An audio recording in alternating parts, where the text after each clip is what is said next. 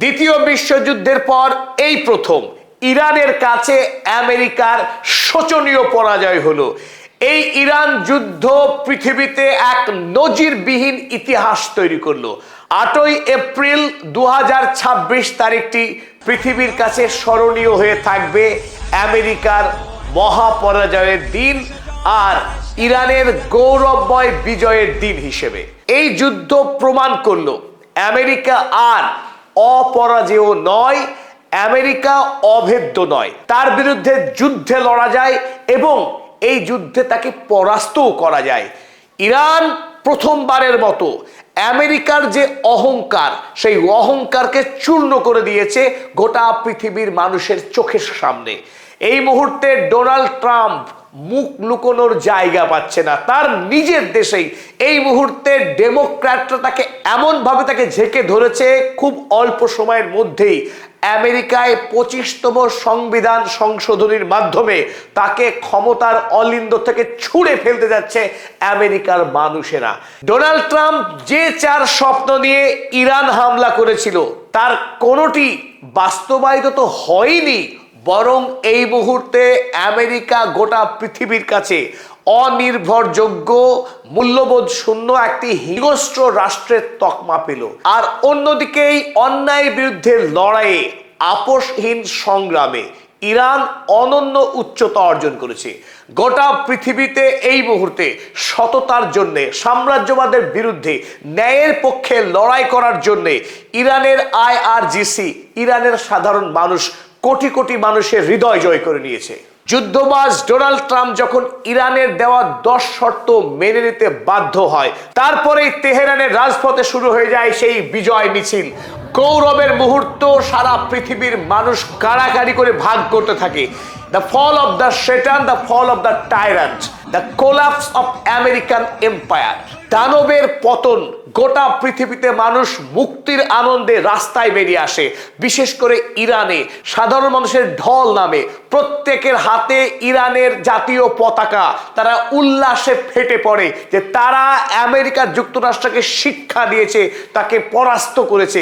গোটা পৃথিবী এতদিন ধরে যার ভয়ে জড়ো হয়েছিল, ভীত হয়েছিল, যার বিরুদ্ধে কথা বলার সাহস দেখাতে পারেনি বিশ্ববাসী, সেই অপরাজেয় মার্কিন যুক্তরাষ্ট্রকে ইরানের জনতা, তাদের যে অদম্য শক্তি, তাদের অফুরন্ত প্রাণ শক্তি এবং মৃত্যুতে অকুত ভয়, সেই বীর পারস্য জাতি আমেরিকাকে পরাস্ত করে দেখিয়েছে। তাদের দেয়া প্রস্তাবে আমেরিকাকে শেষ পর্যন্ত ঐক্যমত পোষণ করতে হয়েছে। এক ঐতিহাসিক মুহূর্ত, মানব জাতির বিজয়। আমেরিকা গোটা পৃথিবীব্যাপী যে অন্যায়ের, সন্ত্রাসের সাম্রাজ্য তৈরি করেছিল, সেই সাম্রাজ্য ভেঙে চুরমার হয়ে গেল। পৃথিবী যদি ঐক্যবদ্ধ হয়, যে কোনো দানবকে, যে কোনো স্বৈরাচারী শাসককে যে ভেঙে খান খান করে দেয়া যায়, তার আরো এক অনন্য সোনালী নজির তৈরি করলো এই বীর পারস্য জাতি। ডোনাল্ড ট্রাম্প ইরানে এসেছিলেন রেজিম চেঞ্জ করতে। তার একটাই স্বপ্ন ছিল, যে কোনো মূল্যে ইসলামিক রিপাবলিককে ভেঙে গুড়িয়ে দাও, আয়াতুল্লাহদের শাসনকে উপড়ে ফেলো। তিনি নিজেই আয়াতুল্লাহ হতে চেয়েছিলেন। ইরানের সর্বোচ্চ ধর্মীয় নেতা সাজার স্বপ্ন হয়েছিল ডোনাল্ড ট্রাম্পের। কথায় আছে, ডোনাল্ড ট্রাম্প টাকার জন্য তিনি সব কিছু করতে পারেন, এমনকি হজ করতে বলেও তিনি করে ফেলবেন যদি তাকে টাকা দেয়া হয়। সেই নির্লজ্জ ভ্যাম্পায়ার ডোনাল্ড ট্রাম্প ইরানের রেজিম চেঞ্জ করতে এসে যা তিনি দেখলেন, তাতে রীতিমতো তিনি বাথরুমে বসা ছাড়া আর কোনো উপায় নেই। ইরানের রেজিম চেঞ্জ করতে এসে তার রেজিম চেঞ্জ হওয়ার উপক্রম। এই মুহূর্তে আমেরিকাতে তার বিরুদ্ধে যে মাপের আন্দোলন শুরু হয়েছে এবং ডেমোক্র্যাটরা এই মুহূর্তে যেভাবে এককাট্টা হয়ে তাকে ক্ষমতাচ্যুত করার যে লড়াই নেমেছে, তাতে ডোনাল্ড ট্রাম্প আর কতদিন রাষ্ট্রপতি থাকতে পারেন আমেরিকায়, তা নিয়েই ঘোর সন্দেহ তৈরি হয়েছে। ওদিকে ইরানে দেখুন কি ছবি, জনতার স্রোত নেমেছে রাস্তায়। আমেরিকার বিরুদ্ধে লড়াইয়ে জানফাদার ডাক দিয়েছিল আইআরজিসি। আর সেই জানফাদাতে ইরানের খোদ আইআরজিসির 10 লক্ষ সৈন্যবাহিনী রয়েছে আরো সশস্ত্র সৈন্যবাহিনী। তার বাইরেও দেশের 12 বছর থেকে শুরু করে 60 বছর বয়সী মানুষ ইরানকে হিংস্র আমেরিকা জায়নবাদী ইসরায়েলি রাষ্ট্রের হাত থেকে বাঁচানোর এই লড়াইয়ে কাতারে কাতারে মানুষ যোগ দিয়েছিল রাষ্ট্রপতি মাসুদ পেজেশকিয়ানের আহ্বানে। আমরা দেখেছি সেখানে 1,40,00,000 মানুষ ইরানকে রক্ষা করার এই লড়াইয়ে আত্মবলিদান দিতে এগিয়ে আসে। এর থেকে বেশি দেশপ্রেম কোন দেশের মানুষ দেখাতে পেরেছে? এক অনন্য নজির আজকের একবিংশ শতকে, যেখানে মানুষ আত্মকেন্দ্রিক হয়ে পড়ছে, ভোগবাদী হয়ে যাচ্ছে। দেশপ্রেমের ভাবনা যখন মানুষকে উজ্জীবিত করা যাচ্ছে না অধিকাংশ দেশে, সেখানে ইরানে 1,40,00,000 মানুষ I want to sacrifice myself for my nation, আমার দেশের জন্য আমি আমার প্রাণকে উৎসর্গ করতে চাই, এই স্লোগান দিতে দিতে ছুটে এসে তারা নাম লিখিয়েছে জানফাদা অভিযানে। এতেই আরো একবার প্রমাণ হয়, দেশকে যদি ভালোবাসতে হয় ইরানিদের কাছে শেখো কিভাবে দেশপ্রেমিক হতে হয়। এই ইরানিদের অভিযোগ করেছিল ডোনাল্ড ট্রাম্প, তারা নাকি ইসলামিক রিপাবলিকের সরকারে থাকতে চায় না, তারা এই সরকারকে উপরে ফেলতে চায়। তিনি ত্রাতা হবেন, মসিহা হবেন। আর এর সঙ্গে ওই মানব জাতির শত্রু যুদ্ধ অপরাধী বেঞ্জামিন নেতানিয়াহু, তিনিও আবার নিজেকে অ্যাঞ্জেল বলে দাবি করেছিলেন। 2 Angel, Donald Trump, Benjamin Netanyahu, তারা আসবেন ইরানে, ইরানের মসিহা হয়ে জনগণকে এক মুক্ত গণতন্ত্র উপহার দেবেন। দেখে নিন কিভাবে ইরানের মানুষ আছে ইসলামিক রিপাবলিকের সঙ্গে। তারা প্রমাণ করে দেখিয়ে দিল গোটা দেশের যত মানুষ প্রত্যেকে এই মুহূর্তে ইরান সরকারের সঙ্গে এক কাট্টা হয়ে দাঁড়িয়ে আছে। দেশের সরকারের প্রতি তাদের যেটুকু ক্ষোভ জমেছিল মনে, যেটুকু হতাশা তৈরি হয়েছিল, সব ক্ষোভ সব হতাশা দূর হয়ে তারা এখন দেশপ্রেমে উদ্বুদ্ধ হয়েছে। শক্তিশালীভাবে তারা আমেরিকার বিরুদ্ধে প্রতিরোধ করতে রাস্তায় নেমেছে। এই দেখে ডোনাল্ড ট্রাম্প কাণ্ডজ্ঞান হারিয়েছেন, তিনি বোধ বুদ্ধি হারিয়েছেন। ইরানের রেজিম চেঞ্জ তো হলোই না, বরং আমেরিকায় যারা সেনা নায়ক তাদের রেজিম চেঞ্জ হয়ে গেছে, কারণ তারা ইরানের বিরুদ্ধে লড়তে চায়নি। ওদিকে হেগসেথ সেক্রেটারি অফ ওয়ার, তিনি এই 4 সামরিক অফিসার সহ মোট 13 জন অফিসারকে বহিষ্কার করে দিয়ে নজির তৈরি করেছেন। তাই ইরানের রেজিম চেঞ্জ করা অত সোজা নয়। 2 নম্বর গর্জন দিয়েছিলেন ডোনাল্ড ট্রাম্প, ইরানকে কোনোদিনও নিউক্লিয়ার শক্তি হতে দেব না, তার হাতে থাকা এনরিচড ইউরেনিয়াম আমরা চুরি করে নিয়ে আসবো। চুরি করবার জন্য একসঙ্গে 176টি এয়ারক্রাফট পাঠিয়েছিলেন বন্দি থাকা পাইলটকে উদ্ধার করার নাম করে। তারপরেও ইরানের মানুষ এমন পিটুনি দিয়েছে, ইরানের আইআরজিসি প্রথমবারের মতো এমন ভাবে আকাশ থেকে বিমানকে ভূপাতিত করে দেখিয়েছে একটার পর একটা, তাতে আমেরিকার সৈন্যবাহিনী কোনো ক্রমে পালিয়ে প্রাণে বেঁচেছে ইরান থেকে। সুতরাং তাদের যে লক্ষ্য ছিল ইরানের কাছ থেকে এই মুহূর্তে যে 440 কেজি এনরিচড ইউরেনিয়াম মজুত রয়েছে ইরানের কাছে, সেই ইউরেনিয়াম চুরি করে নিয়ে গিয়ে ইরানকে নিউক্লিয়ার শক্তি শূন্য করা, আগামী দিনে ইরান যাতে কোনোভাবেই পরমাণু অস্ত্র না বানাতে পারে সেই বন্দোবস্ত করতে চেয়েছিলেন ডোনাল্ড ট্রাম্প, তাতে সম্পূর্ণ ব্যর্থ। তাহলে জয়কার, ইরানের জয় হলো, আমেরিকার স্বপ্ন অপূর্ণ থেকে গেল। এবং ইরানের দেওয়া যে 10 দফা প্রস্তাব, সেখানে স্পষ্ট ইরান জানিয়েছে যে ইউরেনিয়াম এনরিচমেন্টের বিষয়ে সিদ্ধান্ত গ্রহণ করার পূর্ণ অধিকার থাকবে ইরানের। তাই আগামী দিনে পারমাণবিক অস্ত্র বানাবে কি বানাবে না সেই বিষয়ে ইরান ঠিক করবে। অন্যদিকে ইরান এও জানিয়েছে ইন্টারন্যাশনাল অ্যাটমিক এনার্জি এজেন্সি, যারা ইরানের ওপরে খুব খবরদারি দাদাগিরি করেছিল এতদিন, সেই খবরদারি আর মেনে নেওয়া হবে না। অর্থাৎ আমেরিকা প্রথম থেকে যে কথা বলে আসছিল, 1 রেজিম চেঞ্জ, 2 নম্বর ইরানের নিউক্লিয়ার সক্ষমতা, নিউক্লিয়ার অস্ত্র বানানোর যে উদ্যোগ, সেই উদ্যোগকে আমেরিকা কোনোভাবেই মেনে নেবে না নাকি, সেটাও এই যুদ্ধবিরতির শর্তে তাকে মানতে হলো। আগামী দিনে দেখা যাক, 2 দেশ যখন আলোচনার টেবিলে বসবে তখন ফাইনালি কি হয়। তবে একথা আমরা খুব জোরের সঙ্গে জারি রাখছি, যুদ্ধ শুরু হওয়ার আগের ইরান আর যুদ্ধ বিরতির পরের ইরান, 2-এর মধ্যে আকাশ আর জমিন ফারাক। এখন আমেরিকার সঙ্গে আলোচনায় বসবে ইরান সমকক্ষ শক্তি হিসেবে, কোনো এলেবেলে সাধারণ রাষ্ট্র হিসেবে নয়।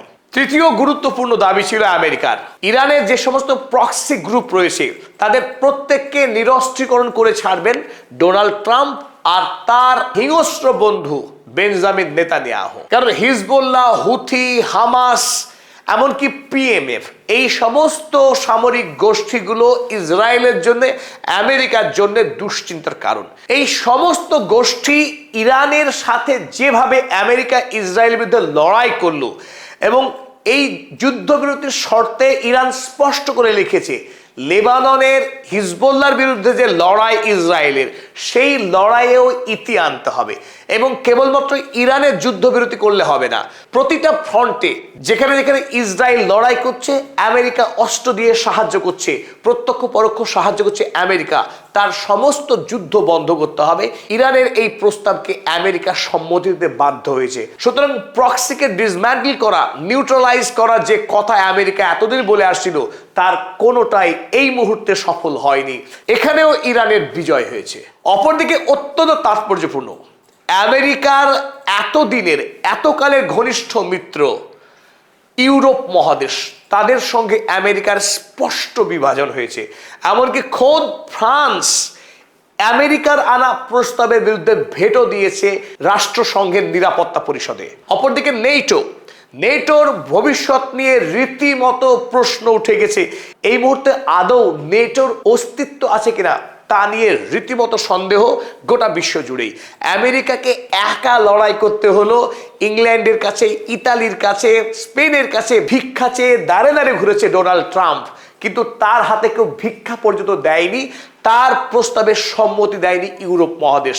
তাই আমেরিকা এই যুদ্ধে এসে বরং আরো একা হয়ে গেল, আরো দুর্বল হয়ে গেল, এবং তার মিত্র রাষ্ট্রদের কাছ থেকে চিরতরে বিশ্বাসযোগ্যতা হারল আমেরিকা যুক্তরাষ্ট্র।